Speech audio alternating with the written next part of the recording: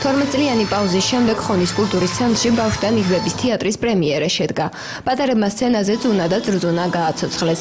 სპექტაკლმა არა მხოლოდ პატარები, უფროსი თაობის მაყურებლებიც კი ბავშვობაში დააბრუნა. მსხაპრის მიხედვით დადგმული სპექტაკლი, რომელიც თითოეული ჩვენგანის ბავშვობასთან ასოცირდება, ერთნაირად საინტერესო და სასიამოვნო აღმოჩნდა როგორც პატარებისთვის, ისე მათი მშობლებისთვის.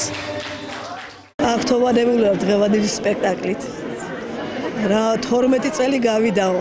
მერიკო რო ვნახე, ერთი დაახლოებით 30 წლის წინ იყო ეს, ის ძვირფასი, ნიჭიერი, რამდენი ოქროს მედალოსანი, პირველი მსახიობი ხონის, მიხარია რო ასეთ ბავშვებს ხედა.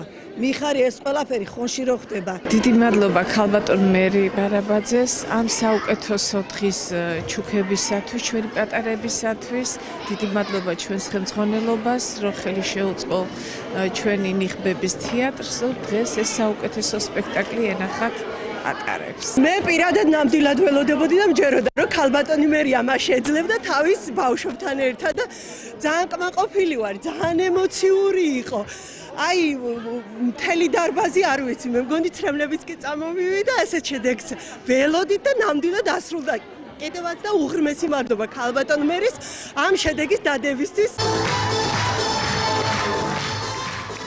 ბავშვთა ნიღბების თეატრის ტრადიციის ჩამოყალიბებასა და უკვე აღდგენას საფუძველი რეჟისორმა მერი ბარაბაძემ ჩაუყარა. მისი ინიციატივითა და ძალისხმევით პირველი სპექტაკლი ხონში 1994 წელს დაიდგა. მას შემდეგ რეჟისორმა მაყურებელს 10 წლის განმავლობაში 10 სპექტაკლი შესთავაზა. იყო პაუზა, თუმცა მერი ბარაბაძე უკვე განახლებული ძალებით, განახლებულ შემოქმედებით მუშაობას პირდება ხონელებს.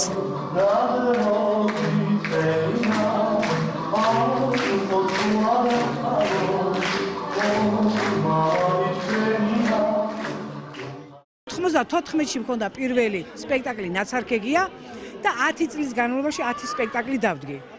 მე რაღაც ის აუბედითი წლები რომ იყო ბოიკოტი გამოვაცხადე, რომ იტყვიან, არ ვიცი ვის გამოუცხადე, ხალხს გამოუცხადე, მშობელს გამოუცხადე, თუ ვის გამოუცხადე ვერ გეტყვით.